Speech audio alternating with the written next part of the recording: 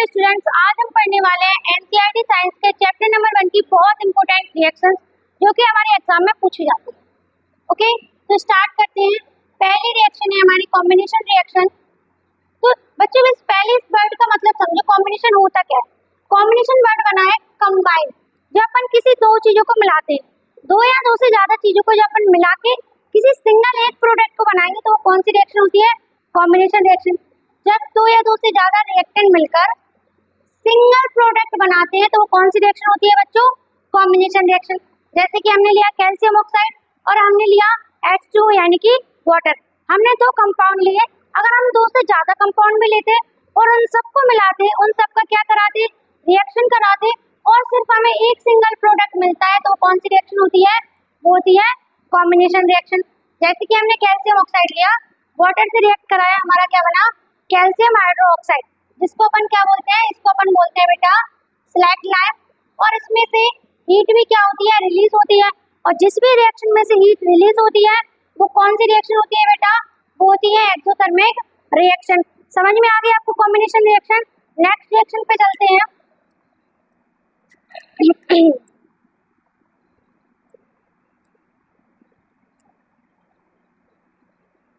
तो बेटा हमारी नेक्स्ट रिएक्शन है डिकम्पोजिशन रिएक्शन।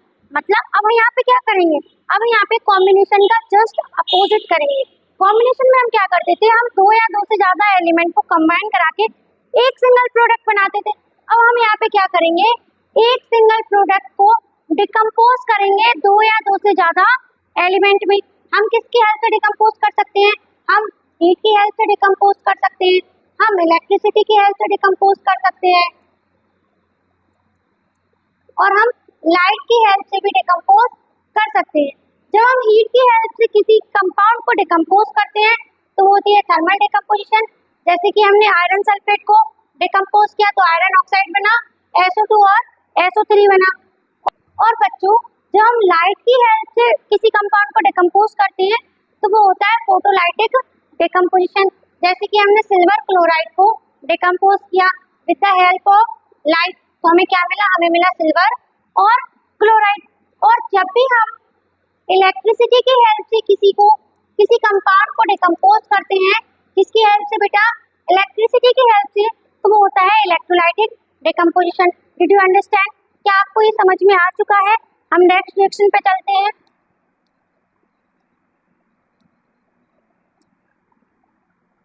बेटा हमारी अगली रिएक्शन है डिस्प्लेसमेंट रिएक्शन।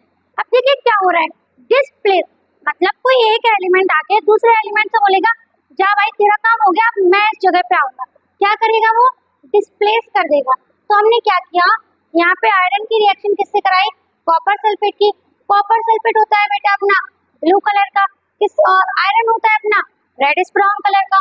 तो हमने जब इससे रिएक्शन कराई तो हमने क्या देखा, जो आयरन है ना इसने कॉपर को रिप्लेस कर दिया, यानी कि आयरन ने कॉपर की जगह हटा के कॉपर को उसकी जगह ले ली। तो क्या बन गया, आयरन सल्फेट, और कॉपर जो है वो बाहर निकल गया। तो इसमें क्या होता है बेटा, जो ज्यादा रिएक्टिव एलिमेंट होते हैं वो कम रिएक्टिव वाले एलिमेंट को क्या कर देते हैं, रिप्लेस कर देते हैं। इसी रिएक्शन को हम क्या कहते हैं, डिस्प्लेसमेंट रिएक्शन। मतलब एक एलिमेंट दूसरे एलिमेंट को हटा के उसकी जगह ले लेता है। जो ज्यादा रिएक्टिव होते हैं वो कम रिएक्टिव वाले को हटा के उसकी जगह ले लेंगे। क्या आप लोगों को ये डिस्प्लेसमेंट रिएक्शन समझ में आ चुकी है। अगर आप लोगों को ये बहुत अच्छे से समझ में आ चुकी है तो अब हम पढ़ेंगे डबल डिस्प्लेसमेंट रिएक्शन।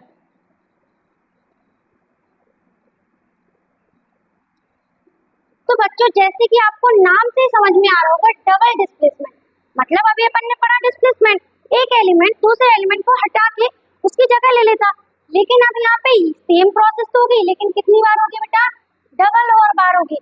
मतलब दो एलिमेंट होंगे, वो दो एलिमेंट को हटा के उनकी जगह ले लेंगे।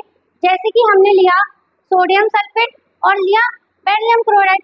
अब सोडियम ने क्या किया, सोडियम ने बेरियम को बोल दिया जा भाई हट जा, ये मैं लूंगा ये जगह।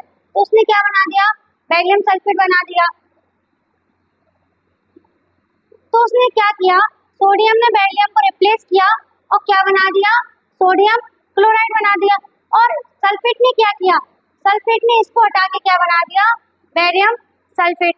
क्लियर है आपको डबल डिस्प्लेसमेंट रिएक्शन, समझ में आ गया है।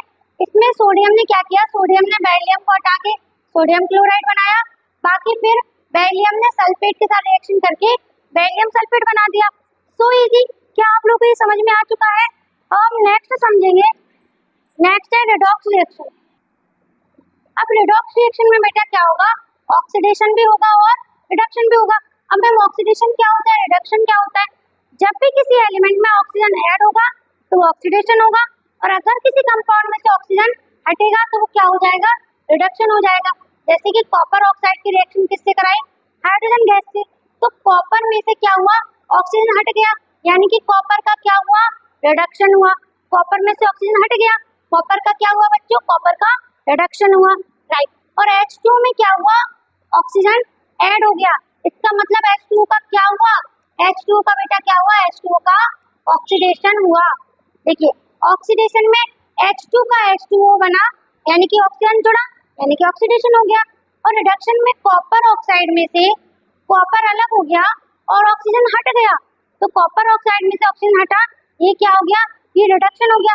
चलो तो हम जल्दी से क्विक रिवीजन कर लेते हैं जो भी हमने आज पढ़ा है।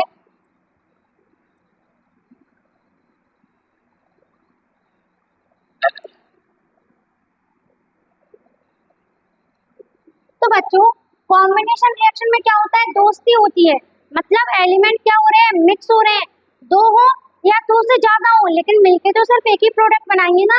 तो वो कौन सी रिएक्शन है, कॉम्बिनेशन रिएक्शन।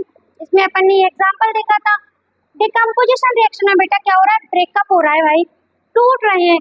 एक कंपाउंड दो या दो से ज्यादा चीजों में टूट जाएगा, ब्रेकअप हो जाएगा उनका।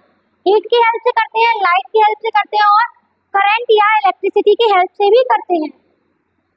उसके बाद हमने पढ़ी डिस्प्लेसमेंट रिएक्शन।